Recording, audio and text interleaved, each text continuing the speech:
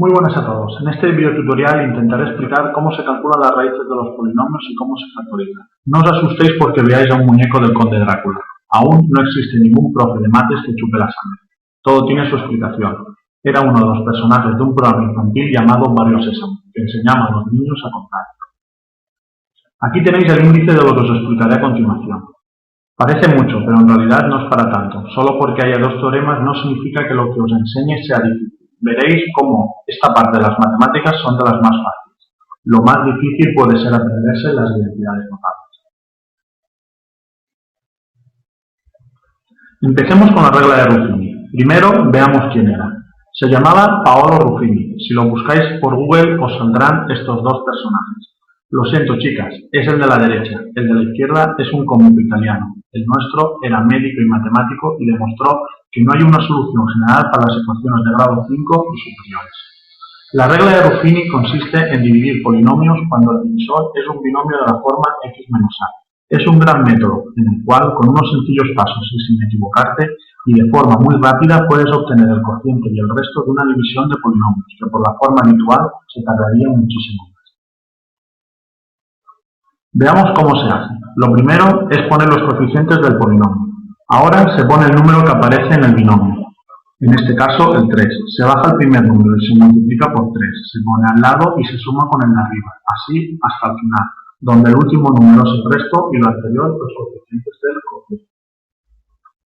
Por tanto, la solución es x cubo más 3x al cuadrado más 6x más 18 y resto 56.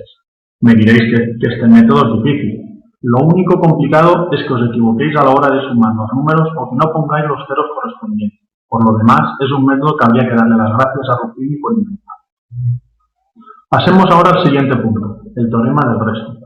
Lo que veremos primero es el valor numérico de un polinomio.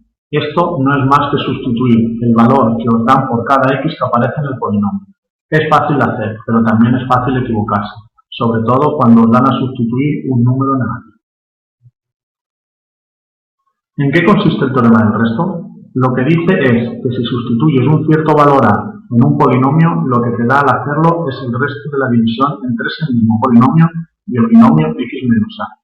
Como estáis viendo, parece que no nos gusta hacer divisiones entre polinomios y binomios. Si podemos evitarlo con este teorema con Ruffini, lo hacemos. El teorema del resto se utiliza más que nada, aparte de para calcular, como bien indica su nombre, el resto de una división, para resolver el tipo de ejercicios que aparecen en la diapositiva, en los cuales siempre hay que hacer lo mismo, sustituir en el polinomio el número que aparece en el binomio, igualarlo a 0 y despejar la incógnita. Pasemos al último teorema, el teorema del factor. No os aburráis ni os durmáis como el pobre perro que aparece en la diapositiva. Os puedo asegurar que el nivel de dificultad es aún menor que el anterior. Lo que pasa es que si lo lees por primera vez, parece que diga cosas raras, pero ya veréis que cuando os lo explique, se os quedará a la primera. Aquí está lo que dice el teorema del factor. Espero que al leerlo no pongáis la misma cara que pone la niña. Si lo entendéis, de lujo. Si no, os lo explicaré con mucho gusto. Pues bien, lo que dice, traducido a un lenguaje más mundano, es que cuando te den un polinomio, ve sustituyendo valores en él, y el que te dé 0 es una solución. Podéis ver en esta diapositiva, con un ejemplo, cómo se aplica el teorema del factor. Como os dije antes, no es lo más difícil que veréis en mates. Podéis pensar que os tiraréis la vida sustituyendo números en el polinomio para que os den 0. Pero como todo, tiene truco. Simplemente tenéis que sustituir los divisores del término independiente.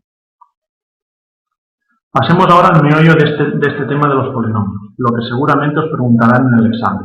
¿Cómo se factoriza un polinomio? Ahí tenéis la teoría en la que se fundamenta todo esto. Factorizar no es más que seguir unos pasos que si se van haciendo bien y si se tiene claro lo que hay que hacer, no os equivocaréis nunca. Los pasos a seguir son estos. Como os he dicho antes, sabiendo utilizar el teorema del factor, sabiendo sacar los divisores del término independiente y lo más importante, sabiendo hacer la regla de Ruffini, factorizar es pan comido. Como consejo os digo que no hagáis Ruffini para polinomios de grado 2, es más rápido aplicar la fórmula.